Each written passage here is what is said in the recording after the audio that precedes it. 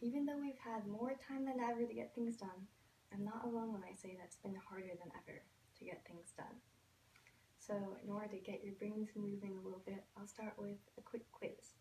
It's true or false. It's 3 questions. It's super easy. So don't worry too much. True or false?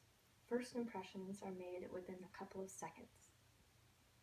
True or false? First impressions are lasting impressions.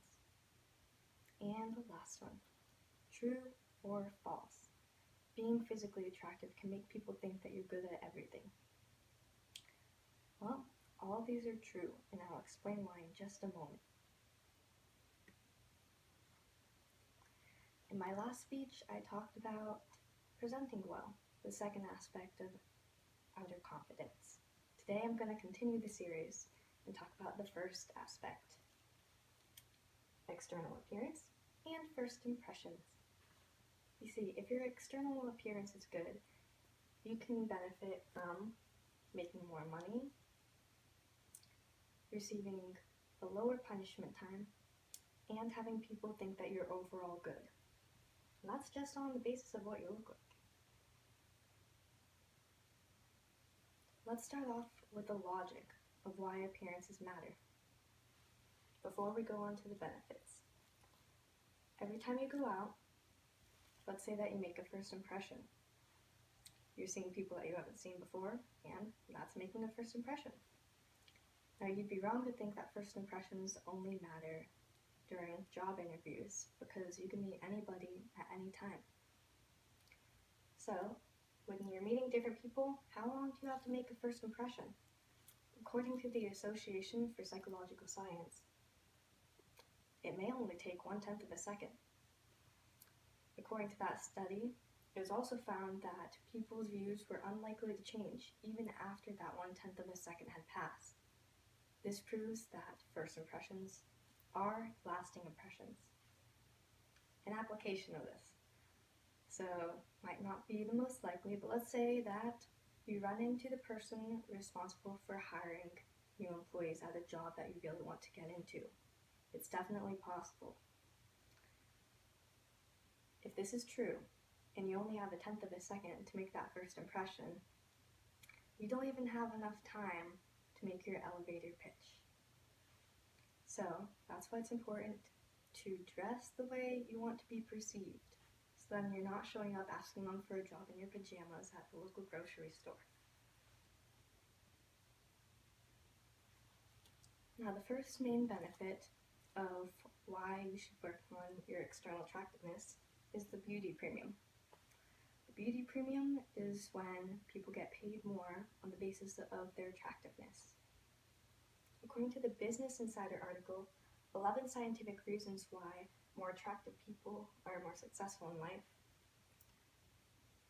a bunch of different studies were combined. Now, one of them said that more attractive people make on average 12% more than less attractive ones. Another study took employers and asked them to put down what they would give different people for their initial salary, and it was found that people in the more attractive group were given 10.5% higher initial salaries. Another study found that more attractive people even get called back for jobs more. And while it's not exactly fair, unless you can change people's unconscious biases, the best course of action is to take advantage of this fact.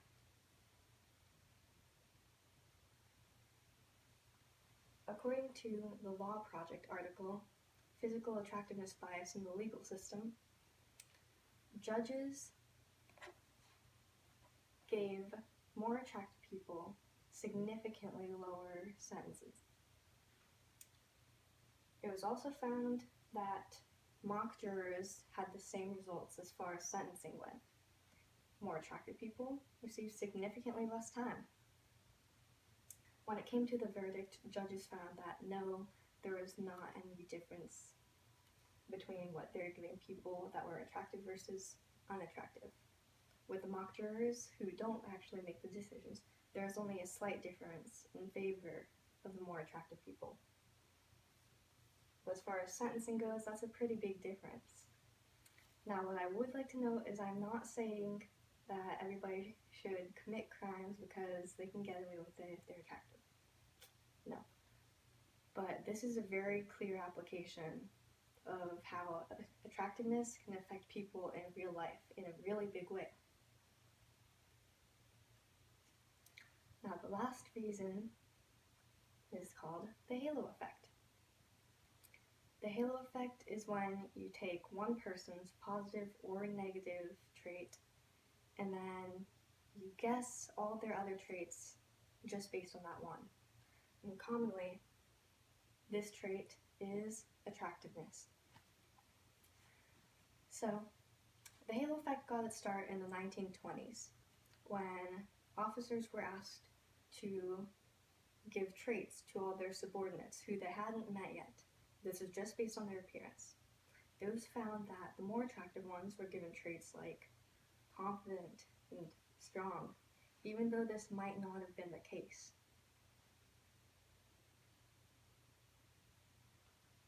The halo effect ties into first impressions and works in a cycle. If you remember that first impressions are lasting impressions, here's how it goes. You have an attractive person. Other people perceive them positively and react positively when interacting with them because of it. They think that that person has a bunch of positive traits, and that person gains confidence because of what other people think. Now, because they gain confidence, they do better at things. And then, bringing it full round, other people are proven right when they do better.